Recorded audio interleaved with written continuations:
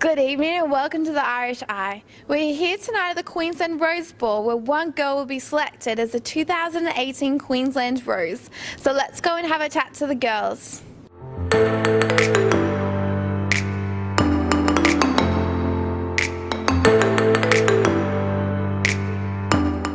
Now tell me, what made you enter the Queensland Rose?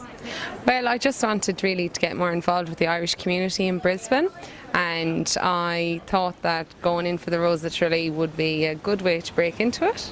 Yeah. So tell me, what would you do if you were crowned the Queensland Rose of Tralee? Probably jump up and down. I'd be delighted, yeah. Yeah, I'd be delighted. It'd be great. It'd be a lovely, lovely achievement, yeah. So tell me, what would you do for the community if you were crowned the Queensland Rose of Tralee?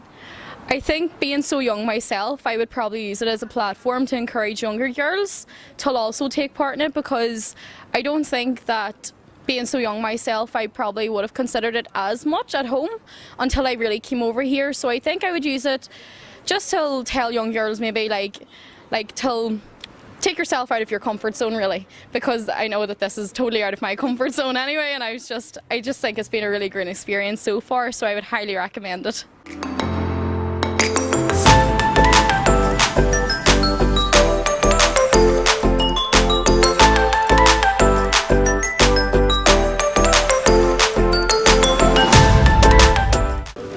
The Rose of Tralee, I think, is just about getting lovely ladies from all over the world who have Irish heritage and just celebrating that aspect. The Irish spirit helped build so many amazing countries in the world, from places you wouldn't even realise. There's roses from Dubai and Greece and Italy, and it's just great to get together and celebrate women and everything they mean.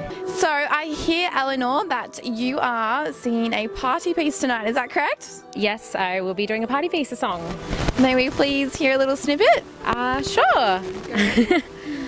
Stars shining bright above you, night breezes seem to whisper I love you. Wow.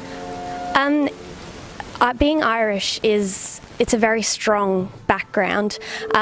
Irish people are very proud, and I think that translates to even if you are a few generations removed. My partner's family are 5th generation Australian, and they still consider themselves Irish, and so yes, being Irish, it's a sense of community, and it's also being very proud of who you are and staying true to who you are.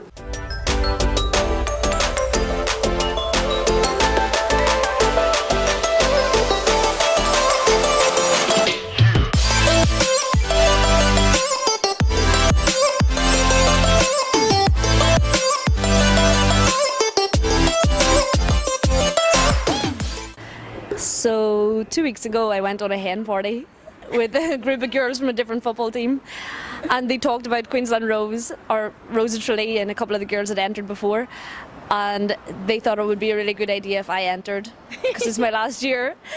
And then they messaged Roberta and the other organisers, and they said it was full up and I couldn't enter unless I got my own sponsor. So the girls all got on Facebook and started messaging people, and then they found 3 sponsors, and I ended up being over-sponsored, and then there was a whole lot of confusion, but I don't know how I ended up, but I got here. What would it mean to you if you were selected of being the Queensland Rose of Tralee?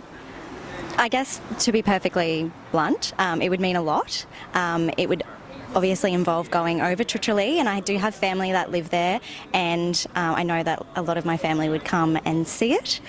So it would be very exciting, and it would also just give me the opportunity to celebrate my Irish heritage and to meet a lot of other lovely women. So the camaraderie would be brilliant.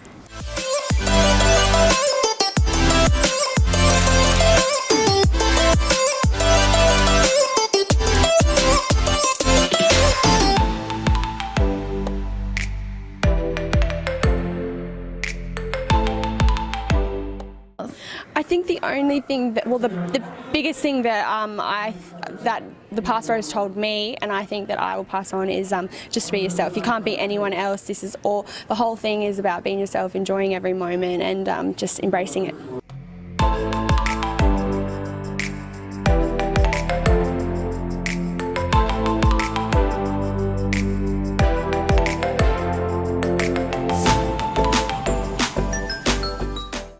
tell me, what was your experience of being the Queensland Rose?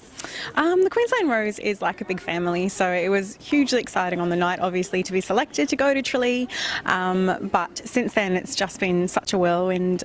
Some wonderful friends I've made along the way, and yeah, we all continue to be part of it, so it's a great thing to be involved in.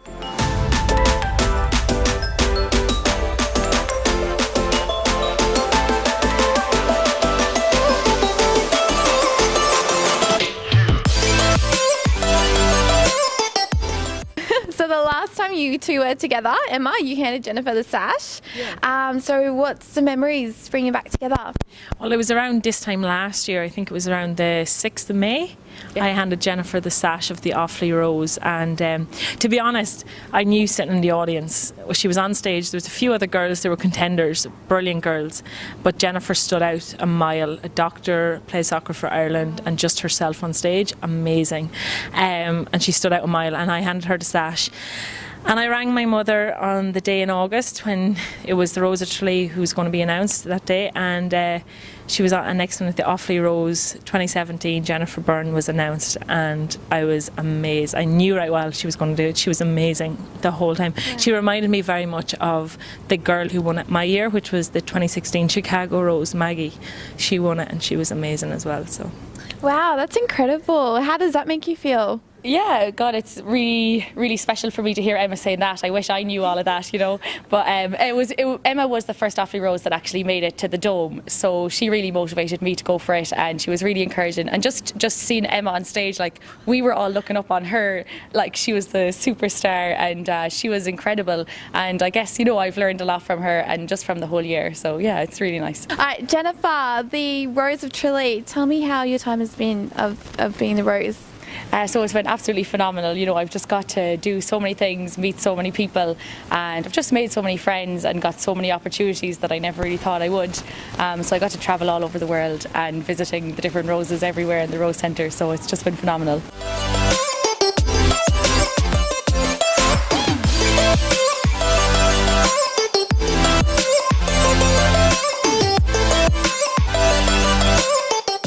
Sinead, tell me about your year as a Rose. My year as the 2017 Melbourne Rose was really, truly spectacular. I think what was the most to come out of it was the friendships that I made. My friends here in Australia and my friends from overseas in Ireland, and the connections that we all make. It's been fantastic. And how's the night been so far? Yeah, really, really enjoying it. It's nice to see Jennifer and Ellen making such incredible speeches. I think we're both really, well, I think all three of us were quite emotional listening to them all speaking, like reminiscing on the memories and things like that. So it was nice to kind of relive it in what they had experienced as well. So yeah, really, really enjoying it.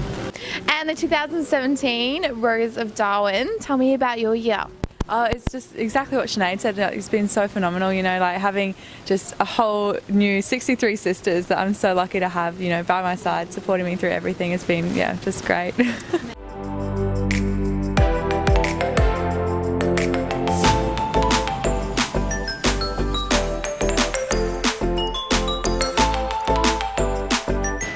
I announce to you all that the 2018 Queensland Rose is Sarah Griffin-Breen.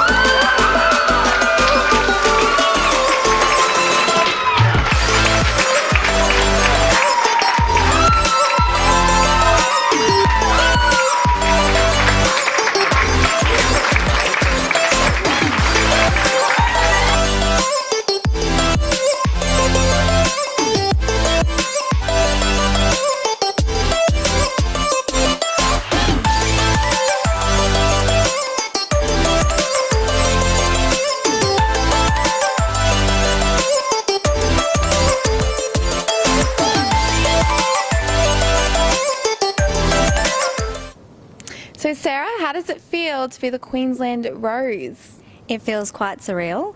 I'm still coming to terms with it, but I'm very much looking forward to the year ahead. Well, look, hopefully I will do Queensland proud and do myself proud. So I guess that's all I can hope for, but I hope that I'll meet some amazing ladies and just have a really fantastic time.